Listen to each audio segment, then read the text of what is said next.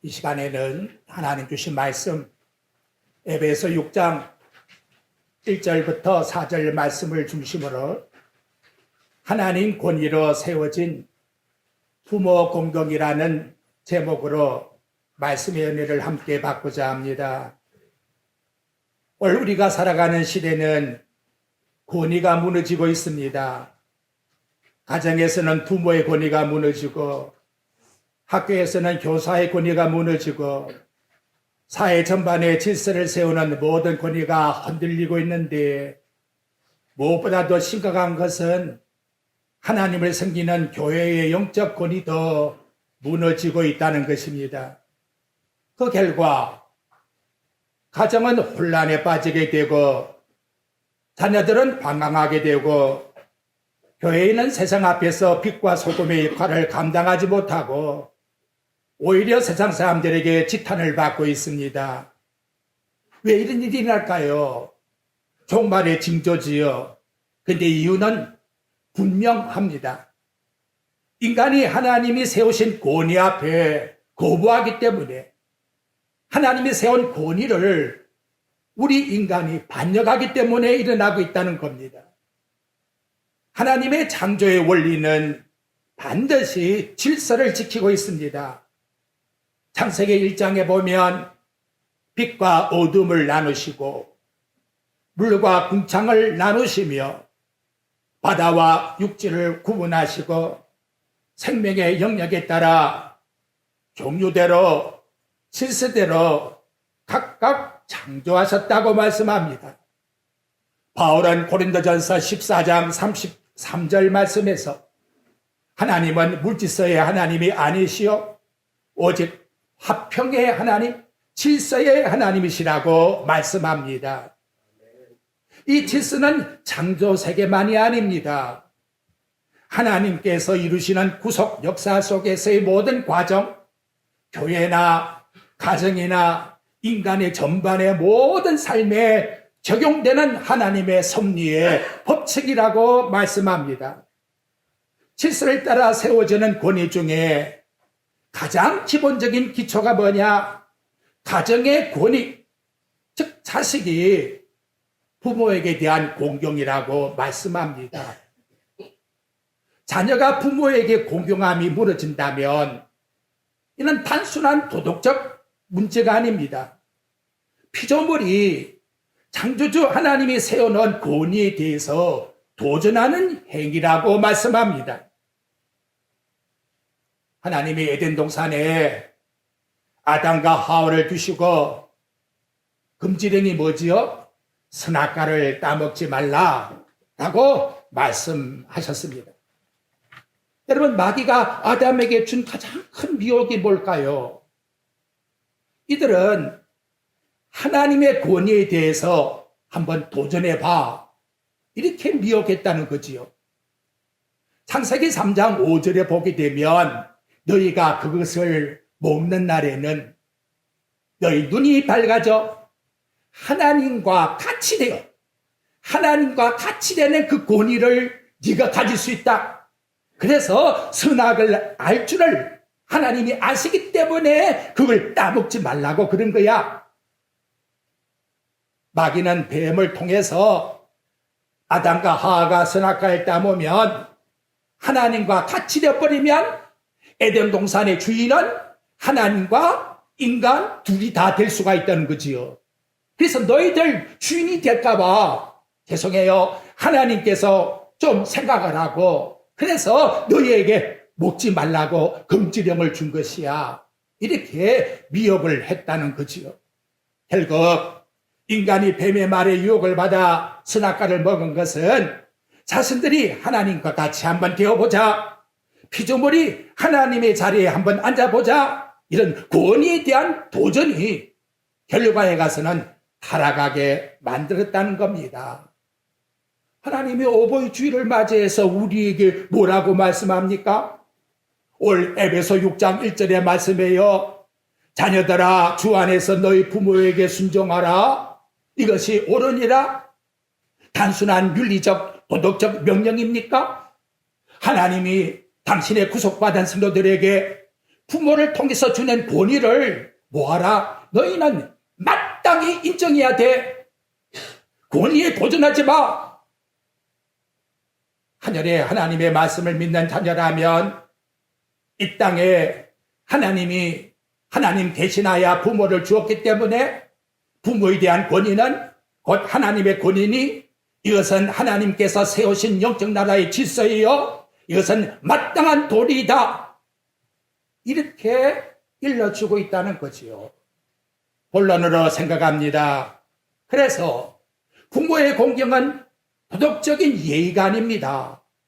하나님 앞에 순종하는 행위라고 말씀합니다. 자녀들아 주 안에서 부모에게 순종하라. 주 안이란 말은 곧 그리스도를 믿는 도덕의 문제가 아니에요. 믿음의 문제요 신앙의 문제라고 말씀합니다. 부모의 공경은 그저 나이가 많이 들었으니까 어른에 대한 예의, 단순한 그런 행동이 그보다 더 깊이 하나님께서 부모에게 위임받은 그 권위에 대해서 너희는 복종해라. 눈에 보이는 부모에게 공경함이 보이지 않는 하나님께 대한 질서를 배우고 순종하는 도리이다 라고 말씀하고 있다는 거지요.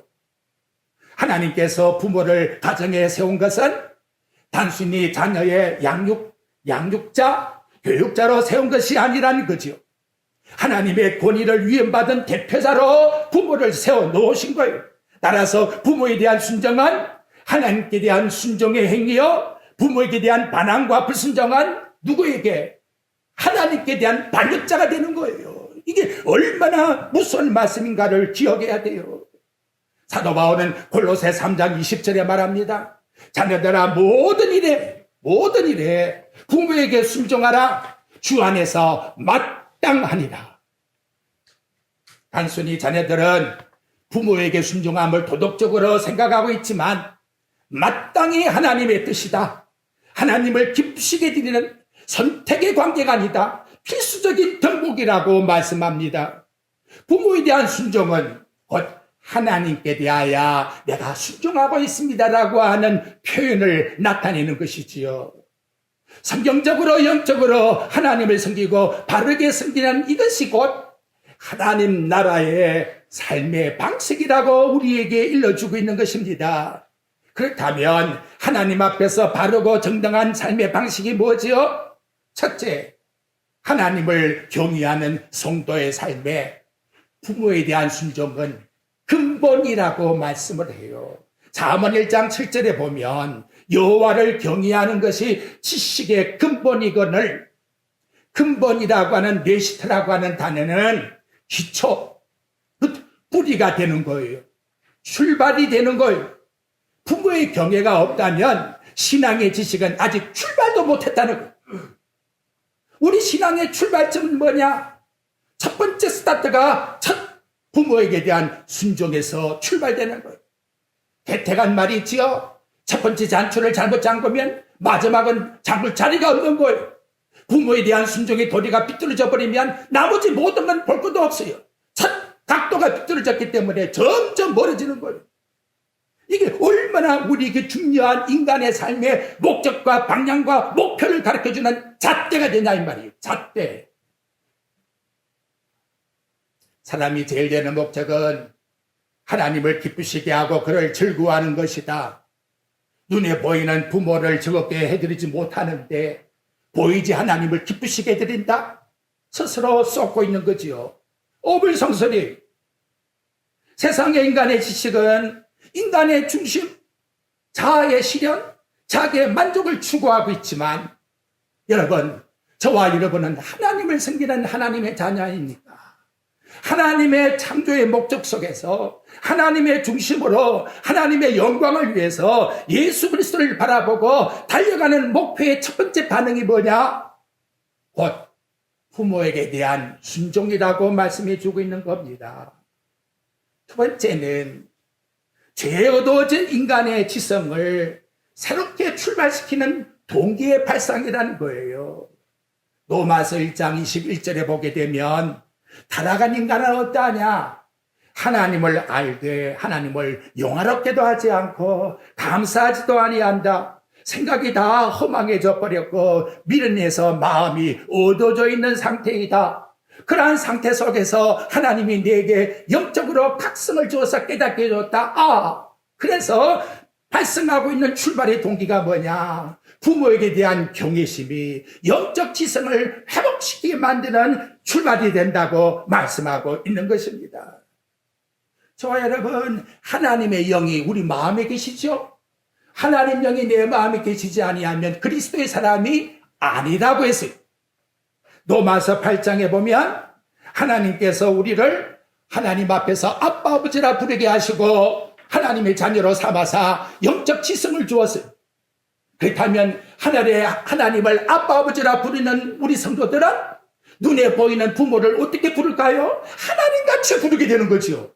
이것이 지적인 영적 지성에 있어서의 하나님 앞에서의 출발이 되고 있는 척도가 되고 있는 걸 얼마나 우리에게 중요한 교훈입니까? 내가 하나님을 안다? 내가 부모님을 어떻게 섬기고 있는가를 보십시오. 부모님을 소홀히 생각하고 있는데 하나님을 안다? 아직도 모르는 거지요.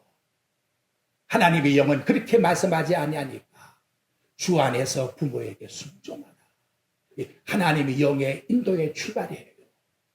세 번째는 부모에 대한 순종은 인생의 지혜와 윤리를 알게 해주는 출발점이 되는 겁니다. 지혜는 도덕적 통찰을 포함하고 있습니다. 올바른 판단과 선택을 하나님을 경외하면서 나오지요. 하나님의 뜻 안에서 부모에게 순종할 때에 모든 것에 분별력이 생겨요. 그리고 하나님이 어떻게 세상을 움직이고 있는가라고 하는 그 통치의 방법을 깨닫게 해주고 있다는 거예요. 내가 부모에게 순종해 보십시오. 자연히 내게 세상을 살아가는 지혜와 절제와 통찰력을 하나님이 우리에게 허락해 주신다는 거예요. 성령은 우리의 삶을 어떻게 통치하느냐? 로마서 1장 17절 오직 의인은 믿음으로 말미암아 믿음이 기초가 되어서 근거가 되어서 그래서 살리라 믿음으로 말미암아 산다고 우리에게 말씀해 주고 있습니다. 예수 그리스도를 믿는 믿음으로 하나님과 바른 관계가 되었다면 곧 성령의 통치를 받고 있는 말씀이지요.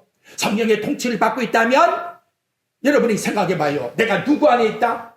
마귀 안에 있다? 주 안에 있는 거지요. 여러분 1절 보십시오. 자녀들아 어디서? 주 안에서. 얼마나 성경이 세밀하게 우리에게 때리고 있습니까? 성령의 통치를 받고 있다면 우리는 주 안에 있는 자요. 주 안에 있는 자는 마땅히 부모에게 뭐하라? 순종하라. 참 오묘한 것은 지금 에베소 보고 있지요. 에베소 1장 4절 한번 여러분이 가보십시오. 거기 말씀의 내용에 보게 되면 에베소 4장 1절에 창세전에 그리스도 안에서 우리를 택하사. 거기도 그리스도 안에. 그리스도 안이라는 말은 무슨 뜻이지요? 주 안에 아니고 주 안에. 주 안이라는 말과 그리스도 안이라는 말이 동일하지요. 그렇다면 나와 여러분이 부모에게 순종하는 것은 언제? 창세전에 하나님의 삼위일체 하나님이 우리 인간을 만들기 전에 하나님께서 우리를 택하기 전에 세우신 뭐라? 원칙이라고 이렇게 일러주고 있는 거예요. 그렇지 않습니까, 여러분? 이거 얼마나 우리에게 중요합니까? 너희가 그리스도 안에서 선택받았다? 그렇다면 주 안에서 누구에게? 부모에게 순종하라. 여러분, 이 말씀이 왜 나왔느냐? 오묘하게도 그 앞의 내용을 여러분이 보면 에베소 5장 18절에 출발이 나와요. 술 취하지 말라. 이는 방탕한 것이니 오직 뭘 받으라? 성령의 충만을 받으라.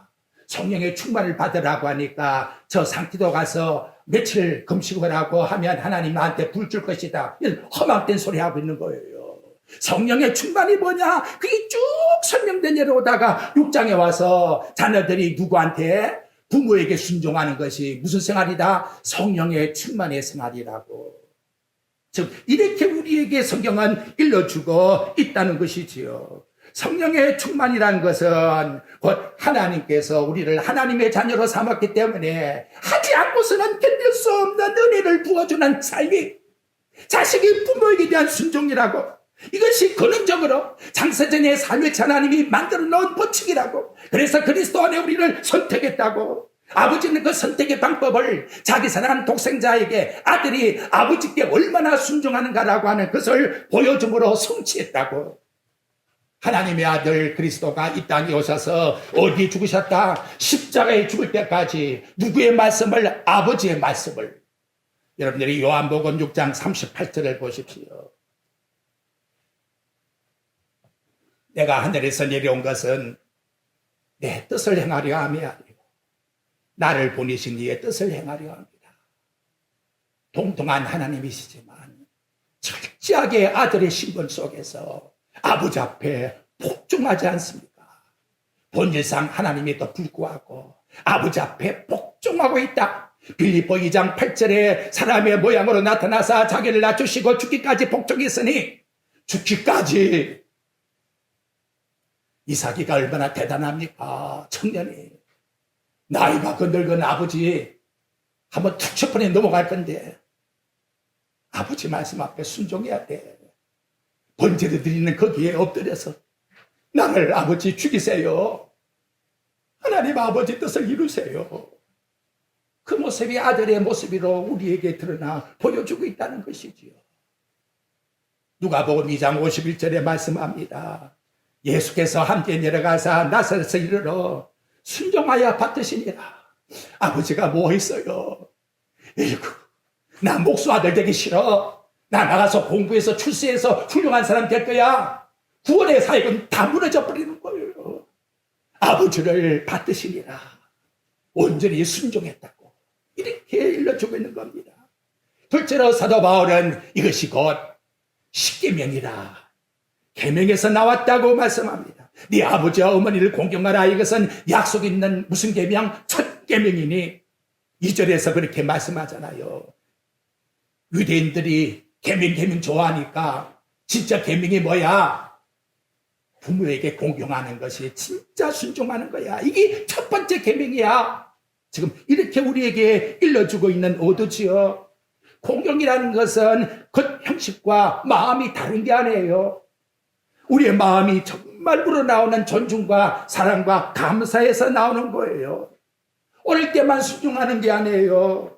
평생도록 부모에게 대한 존경심이 변하지 않고 순종하는 것이 공경이에요. 윤리적인 차원이 아닙니다. 하나님 나라 질서의 통치의 방법이에요.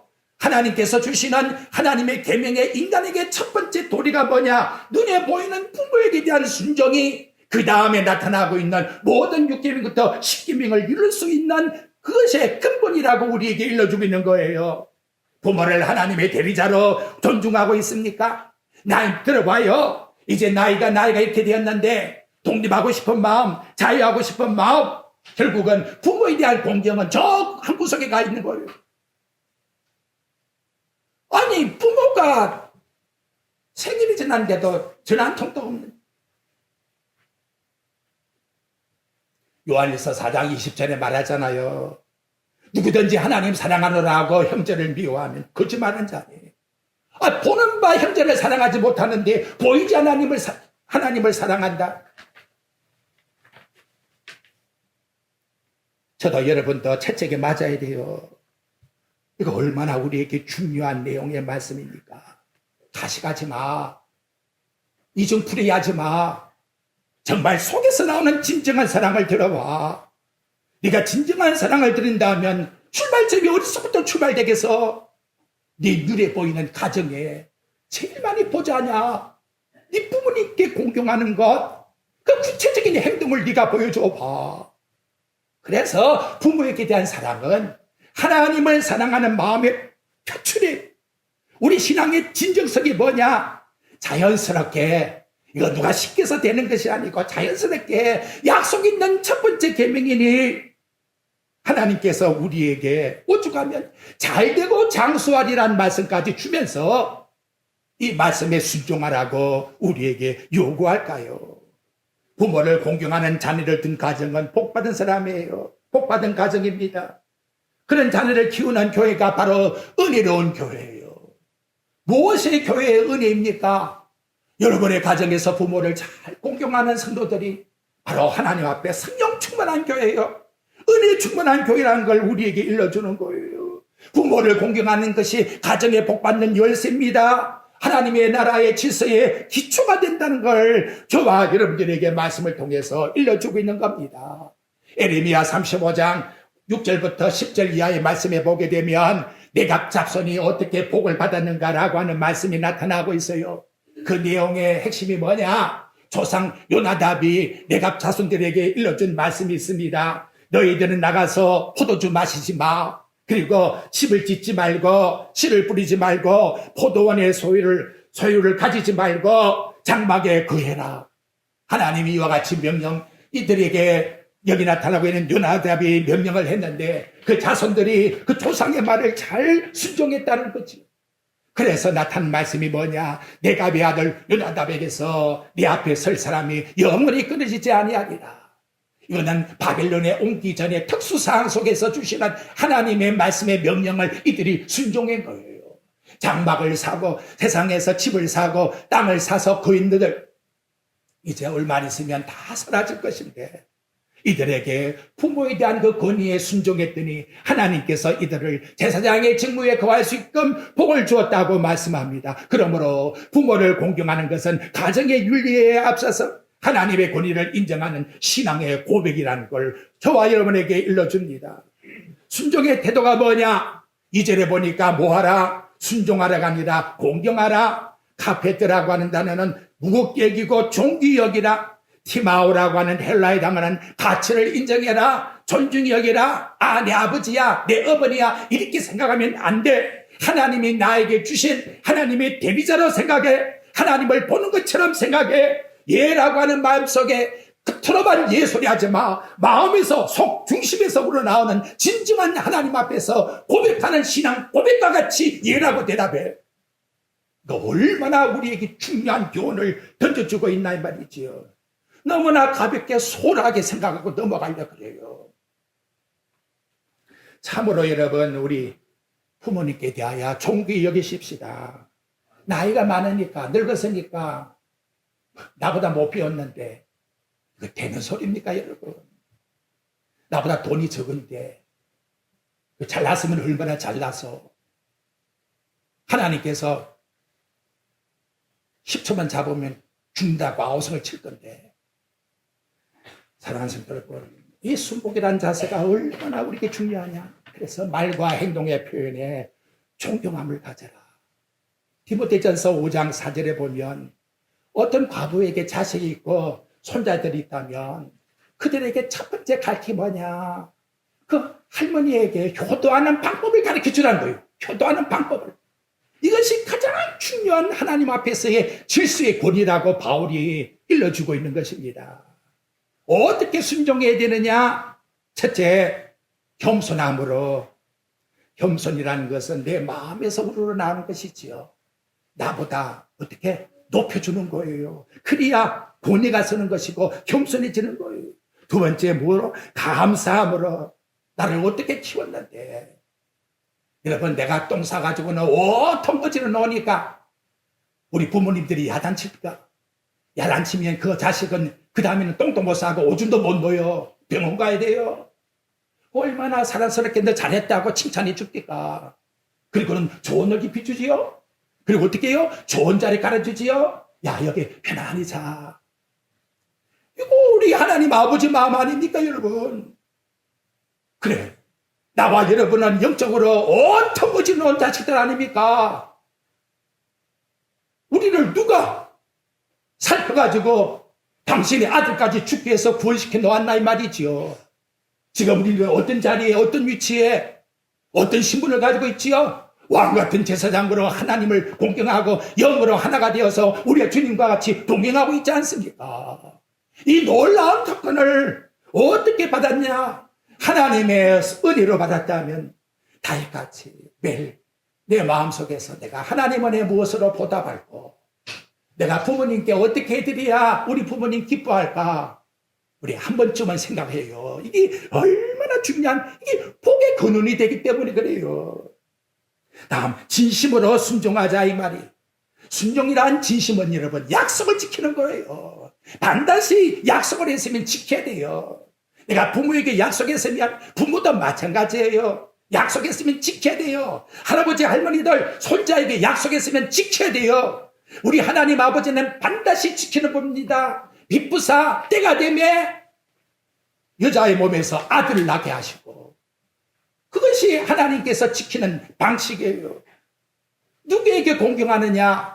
성경은 포괄적입니다. 국가의 권위자들에게. 대통령이 좀 못해도 욕하지 마세요. 그 쌍스러운 소리들. 왜 정치가들에게 그렇게 욕을 하려고 합니까? 로마서 13장 1절과 2절에 말씀합니다. 모든 사람 위에 있는 권세에 복종해라. 정부와 지도자의 권위는 하나님께서 주하시니 권위자 앞에 공경해라. 마땅히 내는 그들을 위해서 기도할 것입니다.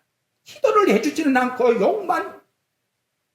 두 번째, 교회의 지도자들입니다. 잘 다스린 장로들에게 두 배의 존경심을 가져라. 너희를 인도하는 자에게 순종하고 복종해라. 그렇지 아니하면 너희에게 이득이 없느니라. 세 번째, 연장자들입니다. 레위기 19장 32절, 백발이로 되어 있는 노인들에게 공경하고 너희 하나님을 경외하라. 하나님은 부모를 먼저 공경해요. 부모를 먼저 섬긴 다음에 제사 드리러 가래요. 얼마나 중요한 순서를 우리에게 일러주고 있습니까? 마땅하기 때문에. 사회생활에 있어서 내 윗사람에게 돌아서면 욕하고 집까짓기 이러면 안 된다는 게, 윗성사들에게 종들은 두렵고 뛸림으로 성실함으로 상전에게 순종하는데 누구 아들 하느냐? 그리스도에게 아들 해라. 그리스도에게. 요셉이 봐요. 지하에 착고에 채워서 10몇 년 동안을 갖다가 그 속에서 얼마나 잘 섬겼으면 결과에 가서는 하나님이 높여서 국무총리까지 만드시겠습니까? 여러분, 오늘 우리에게 중요한 것은 무슨 일을 행하든지 죽게 행하듯 해라. 그것이 여러분 그리스도를 섬기는 성령 충만의 생활. 여러분의 직장 생활에서 윗상사에게, 여러분의 모든 삶 속에서 나보다 있는 윗사람에게 어떻게 하라고요? 죽게 대하듯 해라. 반발하고 구역하지 말고 죽게 대하듯 해라. 공경해라. 마지막 부모는 자식들을 어떻게 하라고요? 4절 보십시오. 같이 한번 읽어봅시다. 시작. 또 아비들아 너희 자녀를 노엽게 하지 말고 오직 주의 교훈과 분별로 양육하라. 그렇습니다. 여러분 죄가 아니면 자식들을 좀 해방시켜줘요. 나는 너무나 억압을 받아가지고 산 자식이다. 나는 어릴 때 바둑도 한번 못 떠봤어요. TV도 제대로 보지를 못했어요. 그 죄가 된다고요. 죄가 된다고. 그런 율법 속에 갇혀 살았어요. 나 솔직히 이야기합니다. 그래서 내가 자식을 낳은 다음에 내가 결심했어요. 내 자식만큼은 죄가 아니면 뭐든지 하라. 뭐든지. 나무가 걸리면 쭉쭉 뻗어야 돼요. 가지가 쭉쭉 뻗어 나가야 돼요. 그리고 마지막 가서 가지를 착착착 쳐주면 그래야 아름다운 나무가 되는 거예요. 틀렸으면 나중에 이야기하세요. 뭐든지 하나님이 나에게 은사를 주었는데 그걸 왜 못하게 막나 이 말이죠. 오늘 사랑하는 성도 여러분, 우리 자식들 노엽다는 말은 내게 생각과 다르다는 말이거든요. 안 돼. 내 생각은 있는데 내 따라와.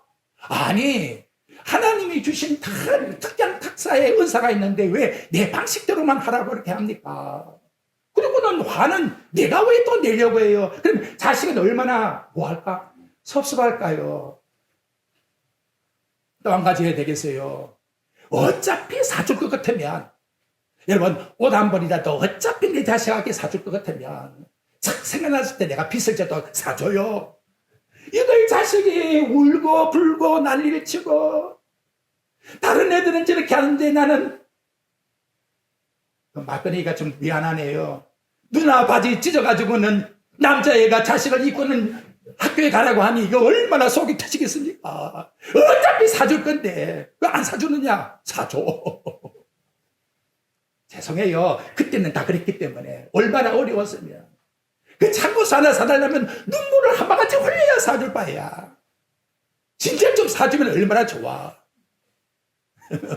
오늘 조금 달리합시다. 그런데 이 방식을 그리스도 안에서 여기 보니까 주의 교훈과 훈계와 그래서 양육을 해라고 말씀합니다. 여러분 매일 때에도 무작정 때리면 안 돼요. 너 성경 말씀해 봐.